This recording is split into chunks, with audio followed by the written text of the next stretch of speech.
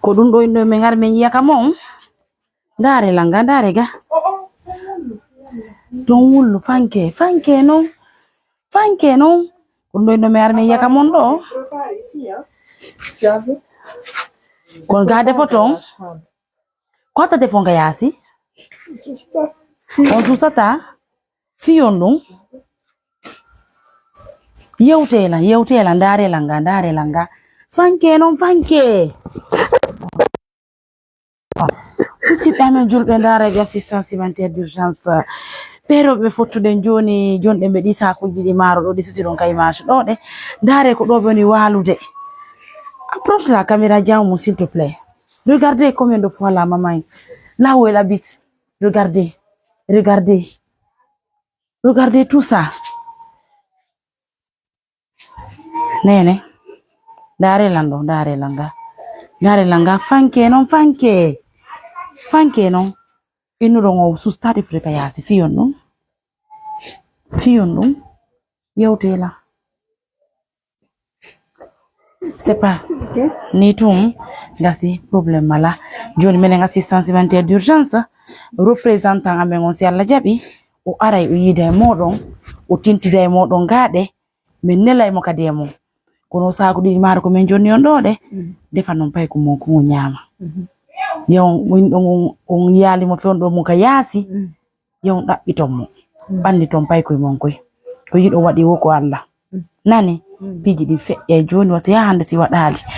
Nous lançons un appel à nos millions de partenaires de nous aider rapidement dans l'urgence d'avoir un lit pour la maman. Regardez là où elle passe la nuit. En bas, Diaoum, s'il te plaît. Regardez là où elle dort. Regardez. Allahu akbar.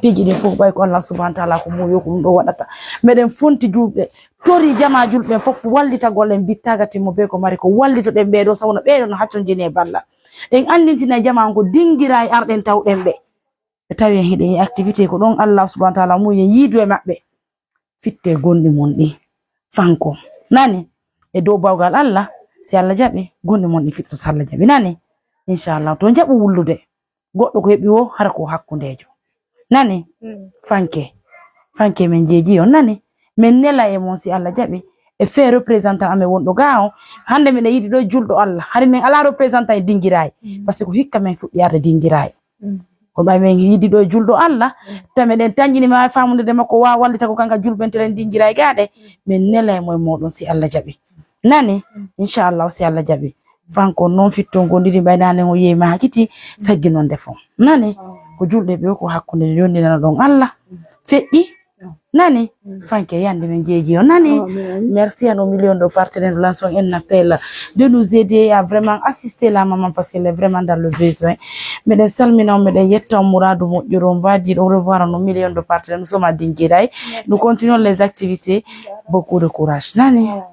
Yande muññoɗon nani muññe goɗɗo muññota ko hawnisa nani muññe nene nani yalla ɓurto e wallude nani min hewti si Allah jaɓi on andano hande en yiiday haɗa on anda ka piji ɗin fof ko muƴi Allah ɗen ko hañan ɗo heɓɓi nden ko nden ñande nani muññe nani min jeeji on merci beaucoup. Nous allons dire au revoir à nos millions de partenaires.